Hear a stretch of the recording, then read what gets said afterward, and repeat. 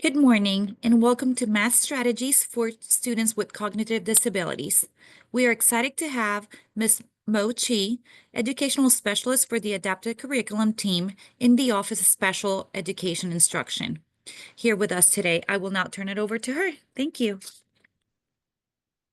Thank you, Nadia. Hi, everyone. Thank you so much for being with me here today for this session on math strategies for students with significant cognitive disabilities who access an adapted curriculum.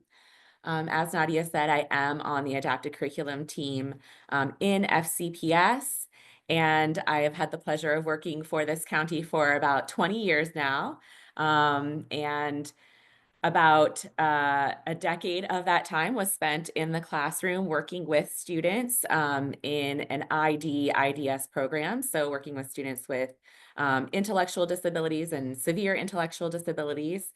So this population of students is near and dear to my heart. And then the rest of the time I have been within the Office of Special Services, working on the adapted curriculum team. So I'm very happy to be here to share some research and helpful strategies and information that hopefully you can start taking and applying with your child when practicing math specific and other skills at home.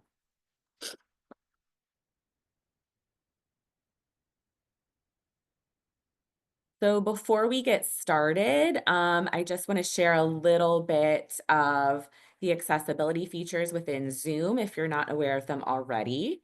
And then, of course, if there's something you need to help support your learning during this session, you can put that into the Q&A and Nadia can help support with that. We'll do our best to accommodate it. And of course, we're not here for long, but if you need to take a break at any point, feel free to do so, knowing that this will also be recorded. So just a moment to point out a few of the accessibility features in Zoom. If you would like to access live captions during the presentation, you should be able to click on the closed caption menu right down here on the black bar at the bottom of your Zoom window. And then if you need to change the size or color or contrast of the captions, you can click on the small gray triangle, and it should allow you to do that to open that accessibility menu within Zoom. And then you can change your caption features, increase your font size, access screen reader alerts, etc. And then, as Nadia mentioned, the session will be recorded, and you should have or will receive copies of the slides. I'm going to go through the handouts as well throughout our time together that include a lot of the strategies that we're going to talk about today and resources that you can refer to and start using at home. So here are our outcomes for our time together this morning. We're going to discuss some general evidence-based practices for students with significant cognitive disabilities. So these are things that your child's teacher is doing every day in the classroom to teach a variety of skills. We're also going to talk about some best practices for math instruction specifically, as well as discuss some early numeracy objectives to teach and related activities that you can do with your child to support these items that you can easily find within your home. And then finally, I'm going to show you some additional available, mostly free resources to help you learn about math strategies and or just things that you can, again, use with your child at home. So before we get into it, I would love to know a little bit more about who is here today. So I'm hoping you can take a quick poll to answer some questions. The first being, in what grade band is your child currently? Elementary, middle, or high school? In what classroom setting does your child currently receive special education services? So are they in a classroom for students with intellectual disabilities severe, enhanced autism, general education, or other? And then what curriculum is your child accessing? General curriculum, adapted curriculum, or maybe you're not sure, or your student is in grade K through 2 and that assessment method hasn't been determined yet. So I'll give you a little bit more time to answer that question or those questions.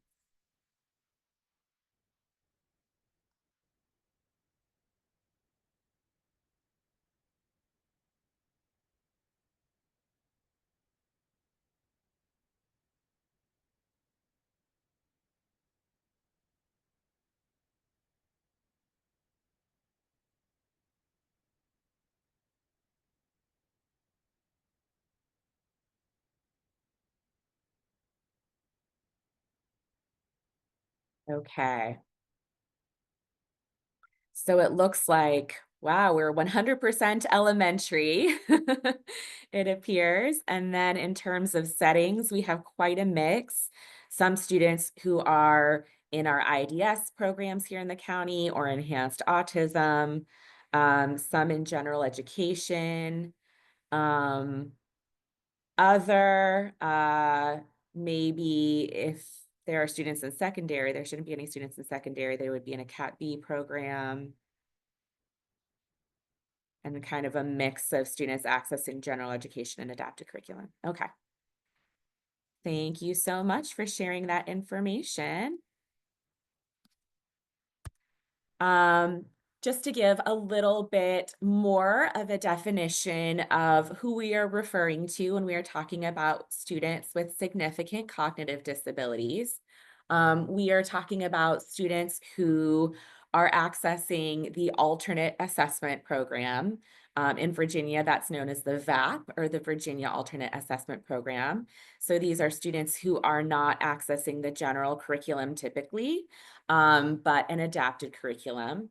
They are assessed on measures or standards that are called the Virginia Essentialized Standards of Learning. So they're not on the SOL curriculum, but they are working towards skills that are aligned to the SOL curriculum and linked to them, but reduced in scope and complexity. So hopefully that gives you a little bit of an understanding of, the background of who we're talking about when we refer to students on an adapted curriculum or students who are accessing an adapted curriculum or who have significant cognitive disabilities. So let's talk a little bit about early numeracy. As mentioned in the learning objectives, we are going to show you some concrete ways to support the development of early numeracy skills with your child or children with significant cognitive disabilities. But let's talk about why and what skills we think are important to teach. So you'll hear me refer to the term today, early numeracy. What is that? There are a wide range of definitions. The term early numeracy or numeracy skills, number sense, is considered differently by experts and may include slightly different skills. However, I'm going to use the National Council of Teachers of Mathematics, or NCTM, definition, which you can see here.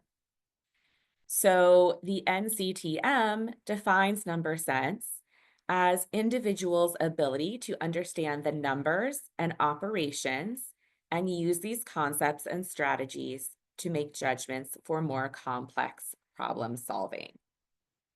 The 5 math standards identified by the NCTM as providing the basis for those concepts are numbers and operations, algebra, geometry, measurement, and data analysis and probability. So when we dig into that a little further, we can see some examples here on this slide. It is absolutely not an exhaustive list, but it does consist of many of the individual skills that comprise those 5 essential standards. So these include skills like number identification, rote counting, which is when you count from 0 or 1 all the way up, 1, 2, 3, 4, 5. understanding that a number refers to an item or a set of items. So sometimes we call that one-to-one correspondence or representation of numbers. Understanding that a number of objects remains the same when rearranged in space. So that is the concept of number conservation. And then we also look at composing and decomposing or breaking apart and building numbers, place value, early measurement concepts such as identifying things as larger or smaller, quantities as more or less, adding and subtracting quantities, and patterning.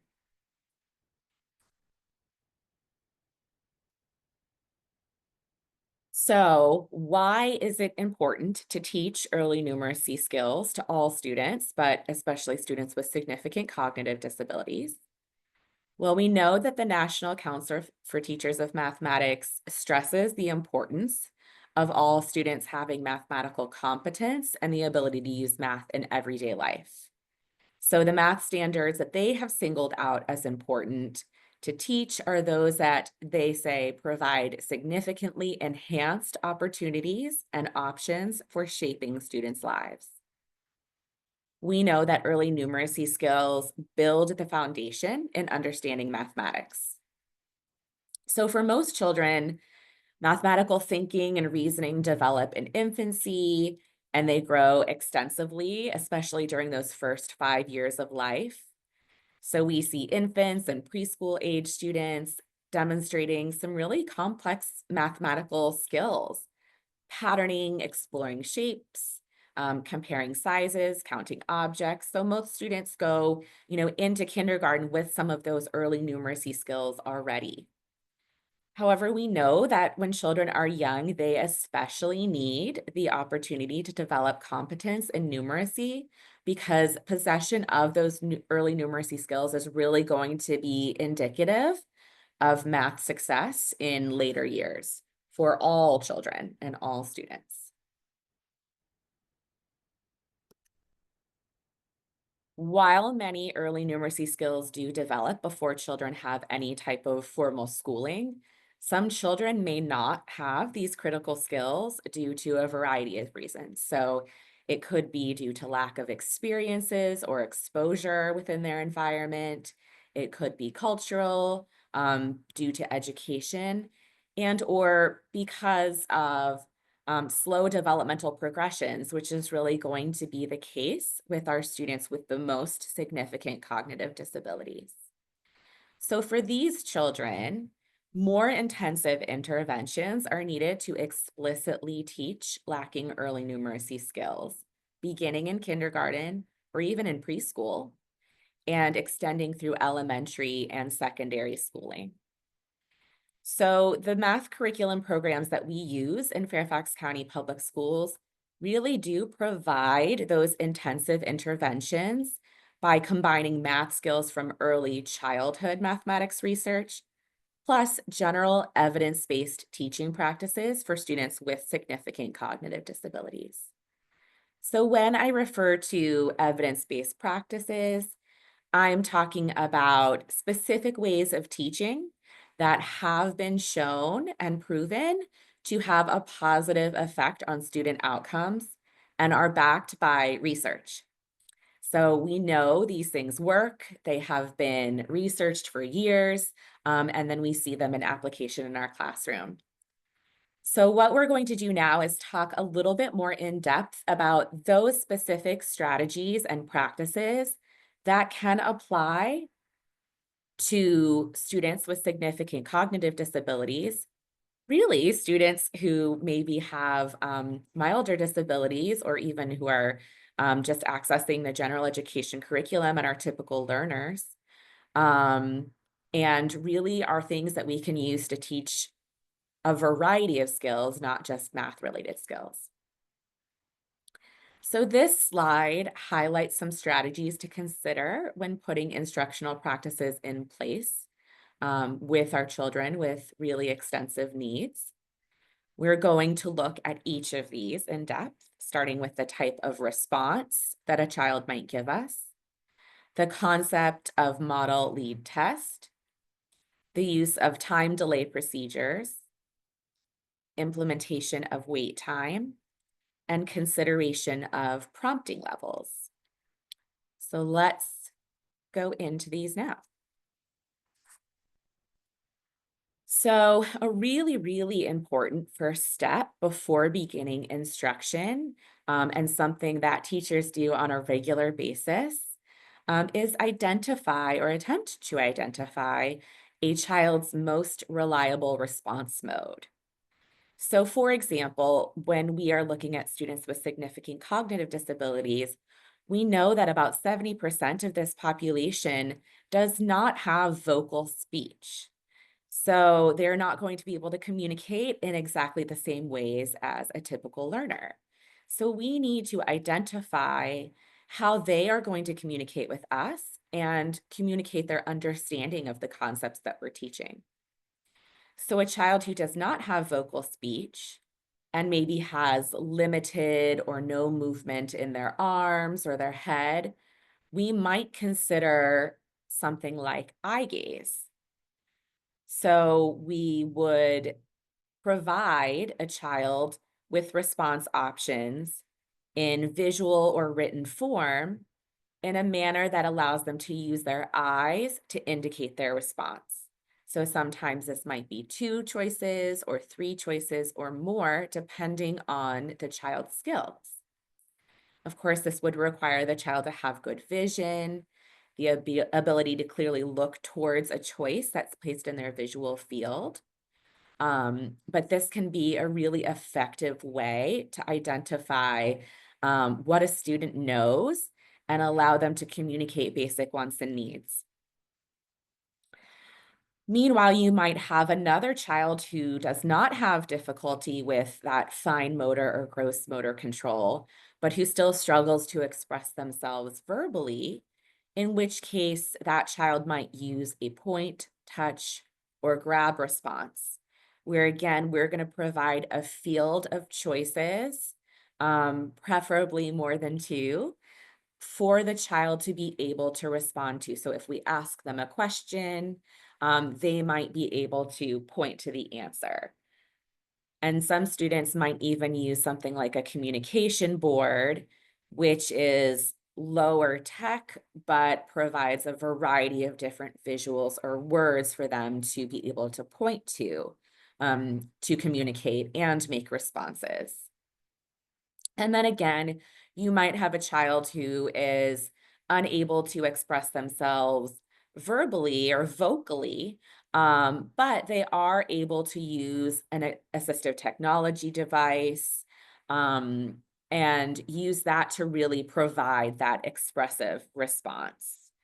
And then you might have students who are verbal, who are just able to use their voice.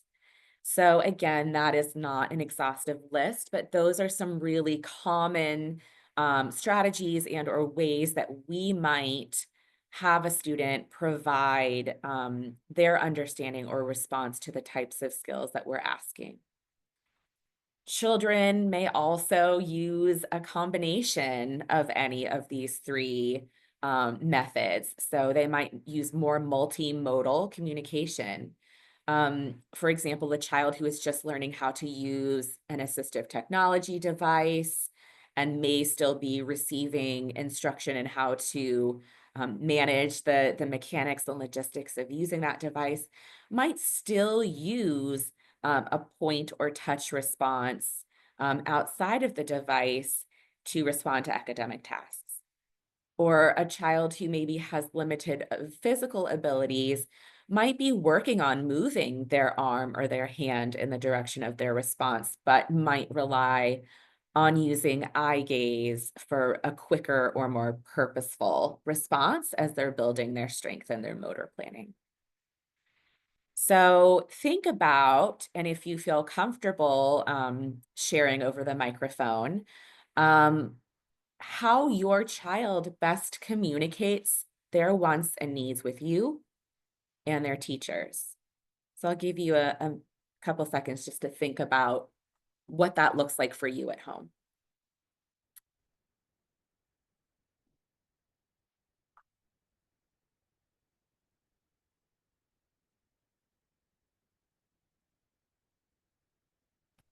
So hopefully you have identified at least one, if not more ways that your child is able to communicate not only academic content skills, but just general skills.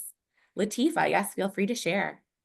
Yeah, we started with the AAC device, and then we ended up using our words. So now we're past that AAC device, and his communication is much better now. That's amazing. Thank you for Thank sharing. you. Thank you. And yes, we do often see that, right? Sometimes people think that if they put a device in place with a student, that it's going to inhibit them from using their words.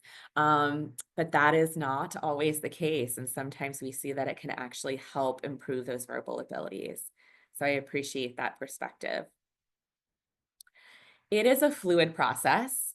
As Latifa shared, right? They started with one, they were able to kind of be flexible and move towards another response mode. Chances are great that you have already identified the most consistent response mode for your child. But if you are still working to identify this, there is a handout that you received or will receive called Determining Response Mode. And I'm going to show you very quickly what that looks like. And hopefully you're still able to see my screen. I'm not going to go into it in depth, but it's a very quick assessment that allows you to kind of identify what is that most consistent response mode for my student or for my child. And chances are this is something that is being actively determined and considered within the school setting as well, with the assistance of your child's teacher, maybe speech language pathologist, maybe ATS, assistive technology services coach. But do know that it is a process and it's not always going to be a cut or dry process. So, don't get discouraged. We can absolutely, keep working towards identifying that best response mode. And to give you a little bit of an example, I'm going to show you a video now, and please let me know if it's showing and if the audio is working as well. That gives you a little bit of an example of some of these different response modes. This is, just so you know, not a classroom in Fairfax County Public Schools, but one that does, I think, a nice job of demonstrating this. All right, so just a quick snippet, but again, hopefully something that shows you all of those different ways that a student might be able to express what they know. In this one classroom alone, you can see there was a child who was pointing or touching. There were children activating communication devices, matching, using eye gaze. And this is not atypical for a classroom teacher to have students who demonstrate skills in all of these ways in their class. Erwin. So, once a reliable response mode has been determined, we can jump into instruction. And I should say, we're not going to wait to jump into instruction, but it does make it a lot easier to be able to measure students' understanding when they do have a reliable response mode. Model lead test is an evidence-based teaching procedure that you may more commonly know as I do, we do, you do. So in model lead test, you first model what you want the child to do by saying something like, watch me, and then demonstrate the task. Then you'll guide the child through practice together with you. So you might say something like, let's do it together or do it with me. And this is the we do or lead section of that. And then after you have modeled and led the child through the process, the last step is test, where the child does it on their own, independently without your assistance. And that's the you do or your turn. So this is probably actually something that you do daily with your child without even realizing it, and has been proven to be effective with all children, not just students with significant cognitive disabilities. So again, I will show you a very brief clip of what this might look like when working on math skills. So again, what you should have seen was a combination of modeling that we do, and then the independent response. So she would first demonstrate what she wanted him to do. She guided him through the process, and then it was that your turn, or test process. So this is a very, very common strategy, again, that you can use to teach any skill whatsoever.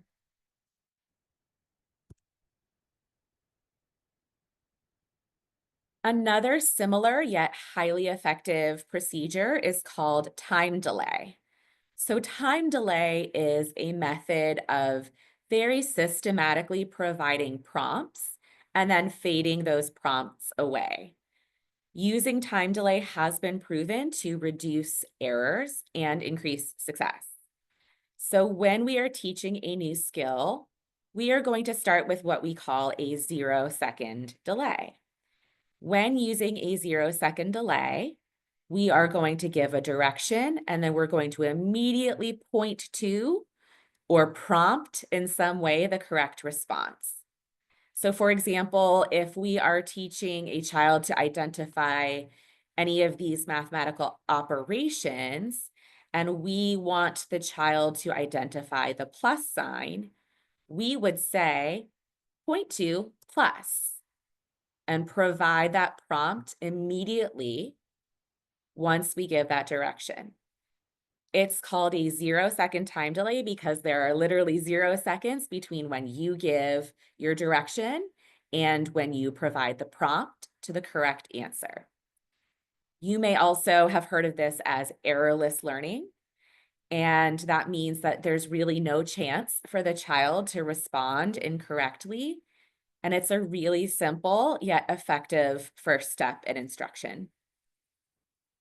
And then as we continue to teach the skill, we might need to think about, how long does my child need at that errorless learning stage or in that 0-second delay? Because we don't want them to live there forever, right? We want them to increase in their independence.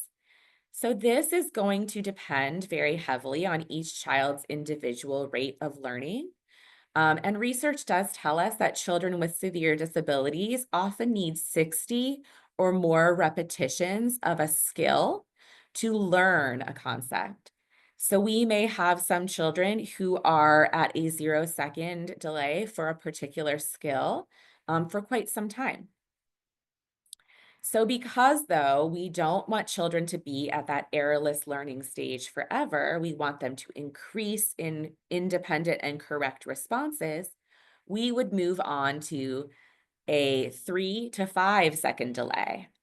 So here again, we would present the options, we would give the direction, point to plus, and then we would wait approximately 3 to 5 seconds or longer to allow the student to make an independent response. And this is where the consideration of wait time comes in. So wait time is going to depend on each child and their processing or physical abilities. Some children will need us to wait for several seconds, maybe even up to 30 seconds or longer, to process what we have asked them and respond, or maybe physically be able to move towards the correct response. So this is really going to depend on each individual student, and it is sort of an experimentation. You don't want to wait so long that the child has forgotten what you asked them, but you want to give them enough time to respond independently. So the hope is that after several rounds at that 0-second or errorless learning delay, the child would be able to respond independently and correctly. And if they do that, we're going to praise them, right? You found the plus sign, amazing. But if they don't, then we're going to show them the correct answer and tell them, it's this one. This is the plus sign. And then we consider what adjustments we need to make to instruction to help them be successful, including the use of additional or different prompts. So prompting is a valid and effective teaching strategy to use with any child. Again, we do these daily with our children, right? I'm thinking about my child and the fact that she is capable of putting on her clothes herself in the morning, but I might have to provide a variety of prompts to get this to actually happen as we're preparing for school. So there are a wide variety of prompts that one might provide, including but not limited to physical prompts, visual prompts, and gestural prompts. So when we're talking about physical prompting, here an adult is going to use some sort of physical contact to teach the correct response. This is often considered the most intrusive type of prompt that we can provide. Physical prompts are usually used for teaching routines like hand washing, toothbrushing, but they can be used for a variety of skills. We may use this type of prompt with very early learners, or most notably when teaching brand new skills that the students really have never been exposed to yet. So over time, or depending on the skill, we may be able to kind of fade that physical prompt to a partial physical prompt. So for example, if we are teaching a child to count objects using one-to-one correspondence, initially you might use a physical prompt in which you hold a child's finger and have them touch each object as they count. But then over time, maybe you only need to put their finger on that first object to get them started with counting, and then they're able to count the rest of the way on their own without any prompting. When we're looking at visual prompts, here the adult would provide some sort of visual, either an object, a picture, maybe some color coding, to draw the child's attention to the correct response. So some examples would include working on shape identification and maybe giving a child a page of different shapes and asking the child to find all the triangles on a page and maybe placing a triangle shaped object like a tangram or something like that in front of the child as a visual prompt or a reference. Or another example might be having a child sort the numbers 1 through 5 into different containers, where each number is outlined with a different color that matches its corresponding container. So that color coding would also be a visual prompt that we could provide. And then finally on this page, we have gestural prompting. And here the adult is going to make some kind of gesture to prompt the desired response. So this is where, again, you're going to consider, the wait time that you're providing for a child to allow them to process that gestural prompt that you're given. An example would be maybe tapping a ruler while telling the child to measure the length of an object to indicate the tool that they need to use to find that answer. A more common use of a gesture would be, asking a child to sit in their seat and holding out your hand and pointing to the seat to prompt them towards their chair. So again, just either feel free to turn on your mic and share out, or think in your head about other types of prompts that you might use with your child on a daily basis.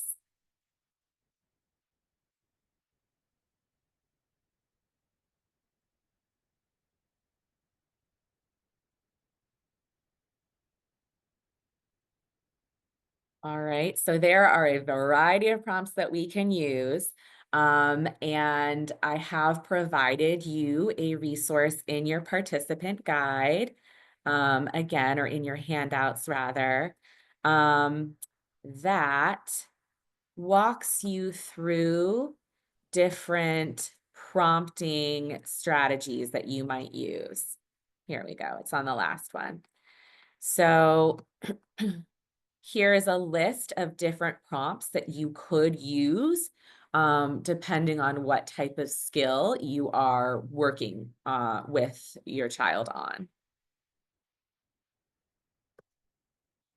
Generally, best practice is that we want to use the least amount of prompting that is necessary for a child to demonstrate understanding of a skill or successfully respond. So if we have consistently seen that a child can do a skill with a physical prompt, maybe we're going to look at fading to a partial physical or a gestural prompt to get them to demonstrate that skill, because maybe they no longer need that high level of prompting to be successful, right? Similarly, we are not always going to start at the highest level of prompting, so you don't have to always start with a physical prompt. You know, a visual or a verbal reminder might be sufficient.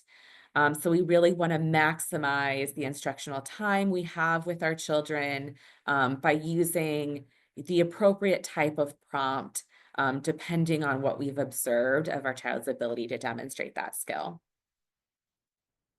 All right. Do you consider those types of prompts, depending on the novelty and complexity of the type of skill that you are teaching? Yes, Latifa, would you like to share out a prompt that you've used? I have a question here. So let's say we're like switching between verbal and gestural one, and we're like facing some kind of resistance, and we keep like switching between both, and he's like more dependent on like a verbal one, so I'm trying to fade it towards like gestural one. But again, like that kind of resistance is like in there. How you can break that? Yeah, so it's really going to depend on the individual child, and we definitely see a lot of children who become prompt dependent. So we absolutely don't want that to happen. So one of the things that we can do is just continue to expose them to a variety of different types of prompts. And sometimes we'll find that verbal prompting can actually be one of the most difficult types of prompting to fade. Students can get really, really dependent on them. So sometimes it seems counterintuitive, but it could be least intrusive for some students in some situations to even go back to a physical prompt and just remove your voice entirely.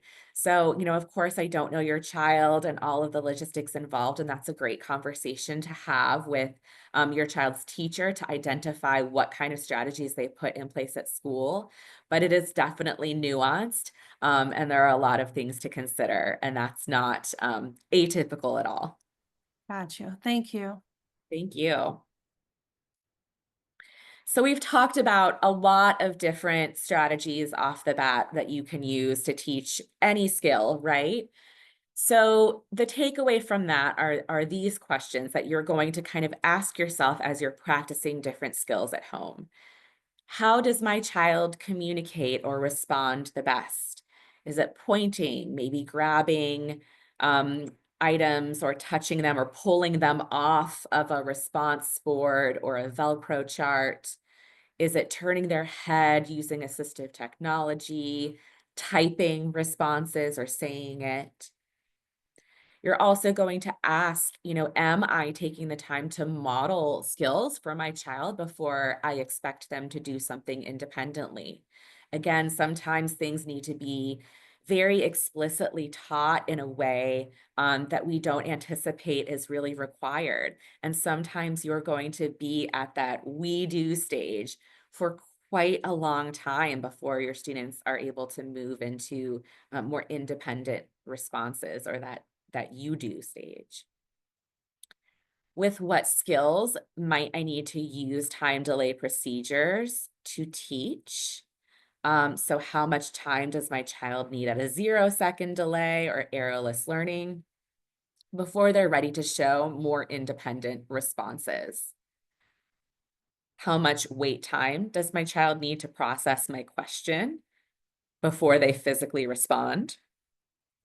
And what type of prompting does my child need to be successful at a particular task or skill? And then, of course, how can I fade prompting over time to allow my child to demonstrate more independent responses? And it's not always cut and dry. A lot of it is going to be experimentation and learning and observing, which can be, time consuming and challenging, but is really worth it, in my opinion. So now that we are familiar with general strategies and evidence-based practices to use in supporting children with significant cognitive disabilities and learning any skills, let's look at some best practices and resources in teaching mathematics. So what you see here on this slide is the concrete, representational, and abstract, also known as CRA sequence. It is an evidence-based practice supported by research. CRA is presented as a framework in which the concrete, representational, or pictorial, and abstract forms of mathematics work collaboratively to help facilitate deeper understanding of math concepts. The CRA framework, which is displayed here, considers children's diverse learning needs by using supports as necessary. So children with learning difficulties, and really all children, do require varied levels of support, which this framework represents. So some children may require more practice with concrete forms. So you can see that concrete forms refers to using manipulatives or physical items in teaching. Other students may benefit from a combination of concrete and pictorial or representational, and that would be picture or visual supports to access learning. And then, of course, the goal is to use these supports to get children to understand the abstract, which would be maybe more numerical representations, math symbols, equations, things like that. It is important to make really explicit connections among all three levels of understanding throughout instruction. So let's dig into each piece of this framework a little bit more. So again, the first piece of the framework is concrete. This is considered the doing stage, which uses concrete items to model problems. In the concrete stage, we are going to begin instruction by modeling each math concept with concrete materials, which refers to those three-dimensional, hands-on materials and objects that children can touch and move to promote understanding of different concepts and procedures. So it might include hands-on formal manipulatives that you would see more in a school setting, like fraction bars or algebra tiles or tangrams or geoboards, two color counters, counting bears, things like that. But it can also include hands-on manipulatives that are less formal. So straws, paper clips, cardboard boxes, things that you can find around your house or in your physical environment. So you can encourage your child to find these types of items around your home to help with that skill practice. These type of concrete physical materials are truly going to be what most students with significant cognitive disabilities will spend much of their time accessing in order to develop understanding of early numeracy concepts. We know that interaction with concrete materials is going to enhance retention of procedural steps in math problem solving, and it's going to allow children, not only at the elementary level, but at the secondary level too, to take in and retrieve information in a variety of ways. Sometimes we think of concrete items being a very elementary concept and practice, but they really should be used across grade levels. So again, here is a specific example of what a concrete representation could look like using base 10 blocks to represent the number 45, right? You have your tens blocks, you have your ones blocks, and they are demonstrating what that number 45 looks like concretely. So what could I use to teach this skill if I didn't have base 10 blocks at home? Well, let's look at a couple of different options. One of the handouts that you received is called Math Manipulatives at Home, and that can give you a really good place to start when identifying materials needed to teach math concepts. So you can get really creative in finding things at home that can replace those typical math manipulatives that children might be used to at school. And the list that we have provided for you, again, is not all encompassing, but it provides some ideas as a starting off point that, if you're in your home office and you're looking for things your child can count, or if you're outside on a nature walk and you start counting things like how many leaves have fallen off of that tree, or how many rocks can we find on the way to the creek, and then you can skip the rocks at the end of your walk. So things like that can give you, at the very least, a starting point for identifying what types of manipulatives you can use at home. So again, I'll give you just a minute to think about, and feel free to share out if you'd like to, some things that you have used to work on math skills at home, or some things that you can think of that this list has reminded you of, or made you thought of, or make you think of.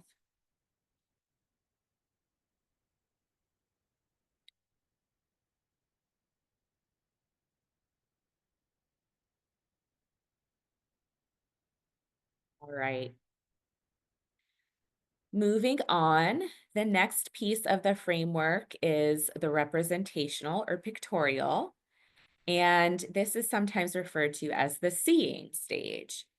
So it does use representations of objects to model problems. In this stage, we transform the concrete model into a representational or semi-concrete level, which may include drawing pictures, using circles or dots, tallies, using stamps maybe to imprint pictures for counting. And it can also refer to the use of virtual manipulatives. I know at the elementary level, even in general education, students are encouraged to do things like maybe make little tallies or make little circles as they're counting. All of that would count as that representational or pictorial level. And again, here is another example of what this representational piece could look like using drawings to represent the number, again, 45. So the student has drawn out the tens blocks, and they have drawn out the ones cubes.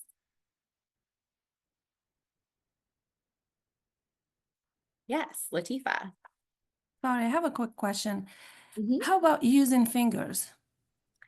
Using fingers is going to be more concrete, Okay. but that is a-okay. I know when we were, well, when I was a child growing up, I felt like it was a big no-no, right? To use fingers, but it is absolutely okay. That is one of the ways that early math learners start to understand that concept. And what's something that you always have on you?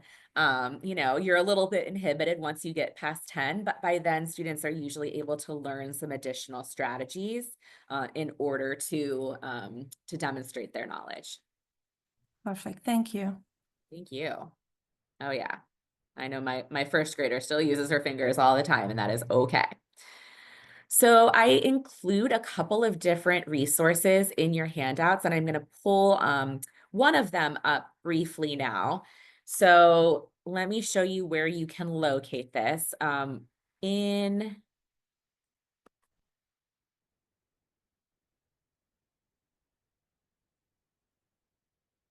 Gosh, I have so many tabs open.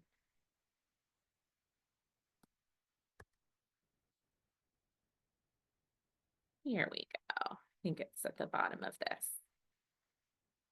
Nope, I lied again.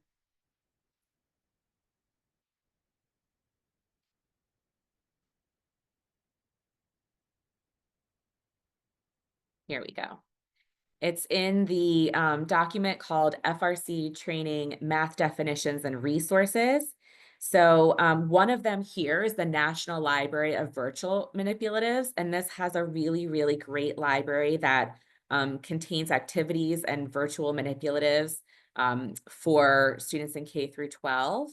I would say do go ahead and type in National Library of Virtual Manipulatives into the chat. Sometimes when I provide direct links, they don't pull up exactly the right way. And I've noticed that that one can be finicky.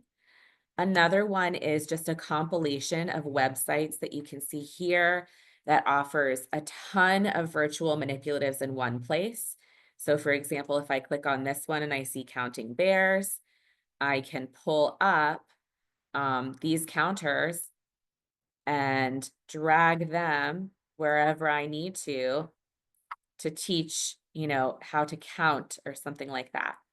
So I'm not going to spend too much time, but I just want you to know that you do have this available in your resources, and there are things that you can kind of play around with. Like there's even money, there's calculators, there's number lines, there's 2-color counters.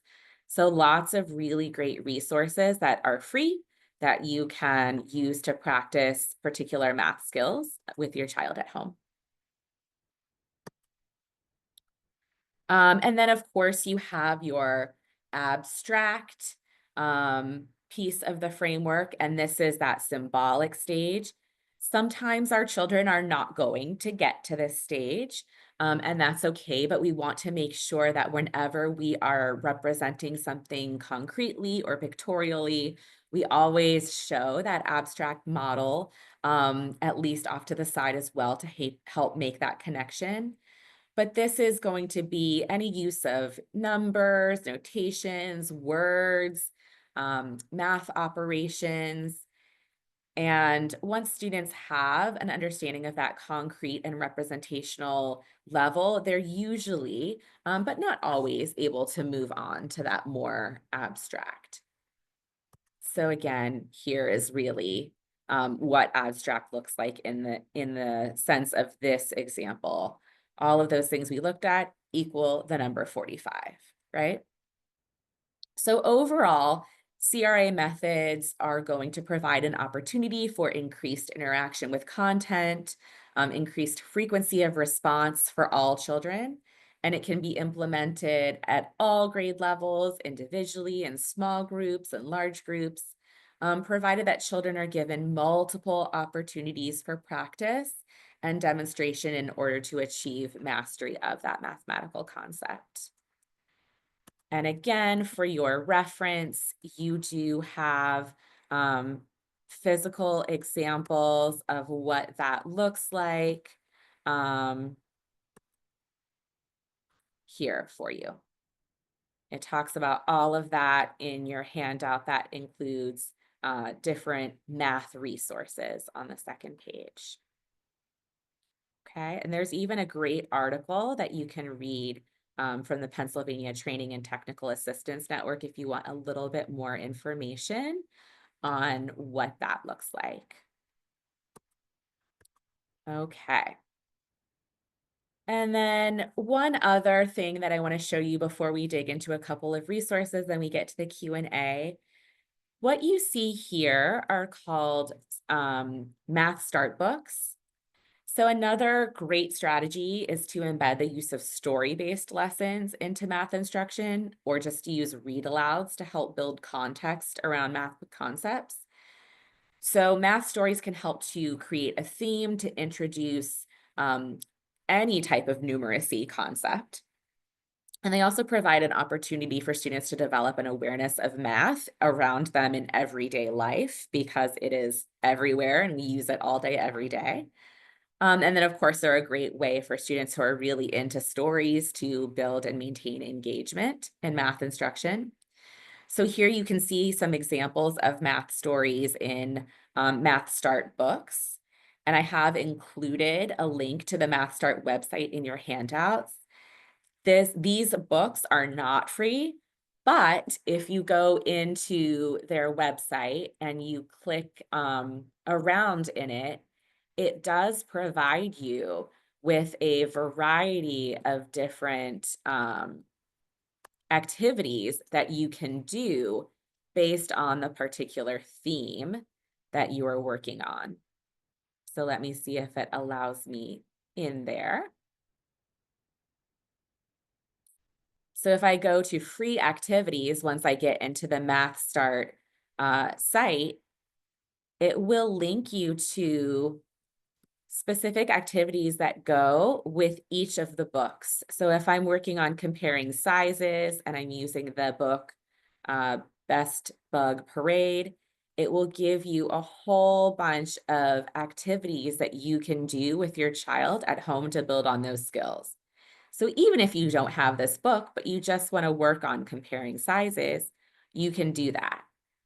And also, I didn't say this, but a lot of things you can find just by going on YouTube and looking up titles or concepts. So sometimes people have created things that are free. All right, but that is a really, really great resource.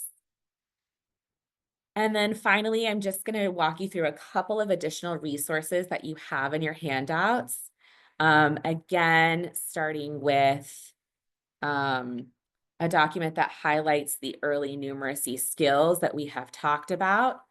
So here are the standards we discussed earlier and a little bit more information about that if you want to go in and take a look on your own. We also have a link to a visual math dictionary. So that provides you with visuals and definitions for different math terms and concepts. Here's that CRA sequence that we discussed. Here are resources that cover a variety of skills. Here's the 2 math manipulatives ones. Here is the link to the Math Start books. And then everything else is free. You can download math vocabulary cards. This will take you to pre-made ebooks on different math skills, interactive activities, online websites, worksheets, and free apps that you can use to teach a variety of math skills or reinforce a variety of math skills at home. And then here is, I think, a really, really great resource that again hones in on all of those early numeracy skills that we just discussed at the start of our time together today. And it gives you very concrete examples of the skill, what materials you might need to work on that skill, and then down to, here's how you can present those items to your child. Here's what you can say. Here's the expected student response. This is one of my favorites when it comes to counting objects using one-to-one correspondence. Just take an old egg carton, and then you could have cubes or rocks or, I mean, really anything. And it can be great in terms of providing that physical/visual prompt for your child to be able to know, like, I put one item in each of these egg containers or each of these egg slots, right? So there's lots and lots of things that you can do at home using things like wiki sticks, sandpaper, whipped cream, things around your home that are different shapes and sizes to teach just a huge variety of early numeracy skills. And then here are some ways that you can incorporate math into everyday routines. I know when my daughter was a toddler, we worked on sorting. She would, take all the spoons and forks out of the dishwasher and put them in the correct slots for me. And occasionally they would end up on the floor or in her mouth, and we would just like stick them back in the dishwasher and keep going, right? But there's lots of really great activities and examples of how, you don't have to be in a formalized setting to be able to practice these skills with your child. So lots of handouts and resources there for you. My hope is that they are helpful to you and this has been helpful information. I know it's a lot, but I really appreciate you all being here and taking this information in and asking questions. So I'm happy to open us up to some Q&A. Again, please note that I'm not able to answer specific, child-specific questions. As much as it sometimes feels like I know every child in this county, I don't know all the intricacies of each of your children, but happy to answer any questions about the resources I shared today, or anything else. Hi, Mo. I'll be happy to share some of the questions that I received. The Sure. first one I had was my child has autism and is in the first grade. He currently does math in his head, usually correctly. He struggles when having to use tools. How can I teach him to use tools to help him solve answers? Or Wow. So if he can do it in his head, that's wonderful. But yes, sometimes when we're in school, teachers like to see, how did you solve that? What did you use to figure that out? I would say the best way to do that is to model it yourself. So any way that you can either use physical, concrete, pictorial items to demonstrate that skill to the student in the way that you would do it. So if I'm looking at this picture as an example, if I was doing a graphing activity and asking, how many more kids liked orange Skittles than purple ones, then I might physically go through and count them out and model that process out for my child to demonstrate how I arrived at that answer. So I think any opportunity to model, do that I do, we do, you do. And then I would also consider breaking it up into very small tasks. So depending on what the skill is, modeling a little bit, giving them a little bit to do, modeling a little bit, giving them a little bit to do, and kind of chunking it in that way is also really helpful. thank you. The second one, we have any strategies to help avoid using fingers when counting? Finger use is okay, but if you don't want to use fingers, you can provide another physical item for your child to count instead. Again, when we're looking at numeracy development, that's a typical stage in children's math development of skills. So I wouldn't necessarily discourage it, but I would look at, are there other objects that you can use to help demonstrate that same skill? Or can you teach them a skill like maybe drawing circles or drawing lines instead, or in addition to, as an alternate way? Third one, how can I help students retain learned knowledge? Repetition, repetition, repetition, repetition. So often, again, our children are going to need multiple opportunities and repeated opportunities to see and do any task. So a lot of the programs that we use in our county, for example, might include 80% repetition. So you're moving on to a new skill, but then you're also finding ways to apply those skills that maybe a peer mastered or you have at least kind of taught, but can need conditional or continual review and practice. So always looking at ways to build in repetition, even when teaching new skills, and or look for how you can relate those previously taught skills to the new skills that you're teaching. Okay. Next one, it says, what evidence-based curriculum materials does FCPS use with the elementary school students with significant cognitive disabilities? Yeah, so we use one program called Early Numeracy. We also use another program called Connecting Math Concepts. At least I can only speak for our children who have significant cognitive disabilities. And you can find that information just on the general FCPS website. If you look up adapted curriculum in the search bar, it will give you kind of a whole list of programs that we utilize in the county to support these skills with our students.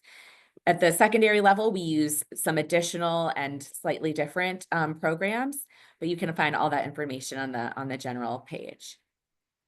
Okay, we have, where can I find long-term support as a parent for my child in kindergarten as I'm setting him up for success? I might need a little bit more clarification on that question in terms of what type of supports you're looking for.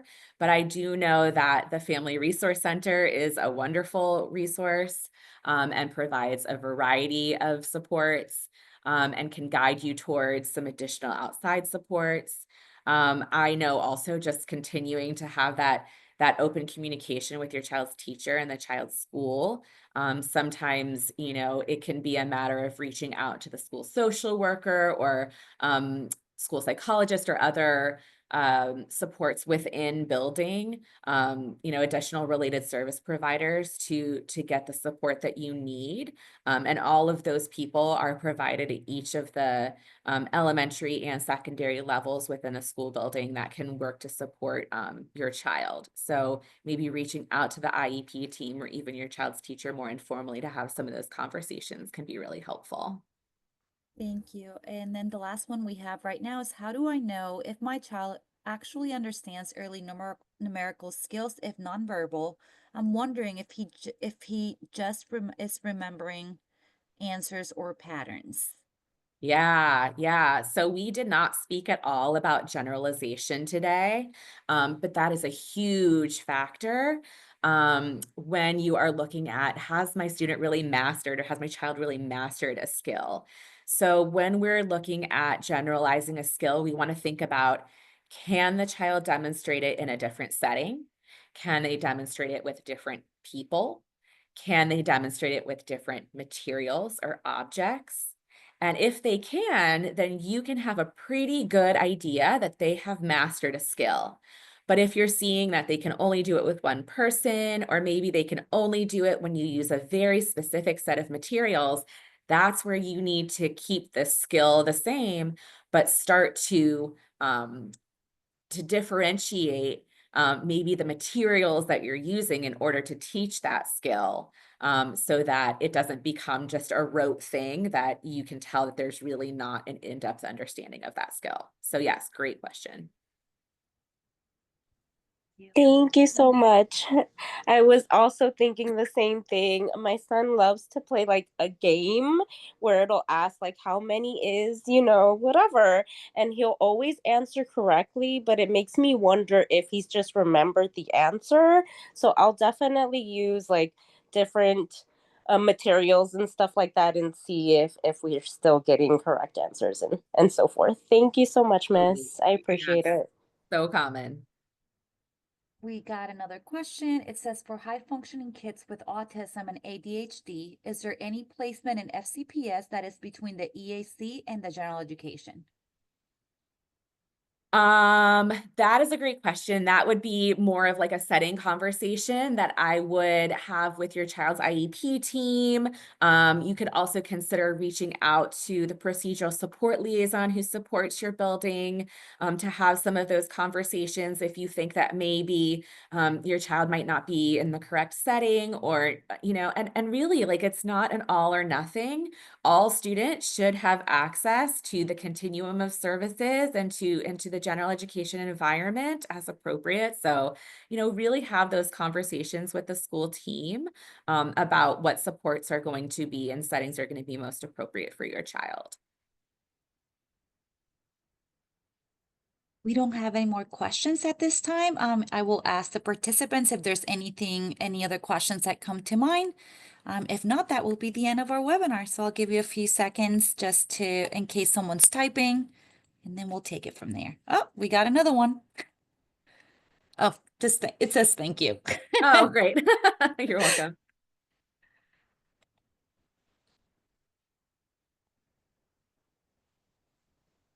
Okay, I think that's the end of our questions. All right. Thank you so much. Thank you all for joining this morning.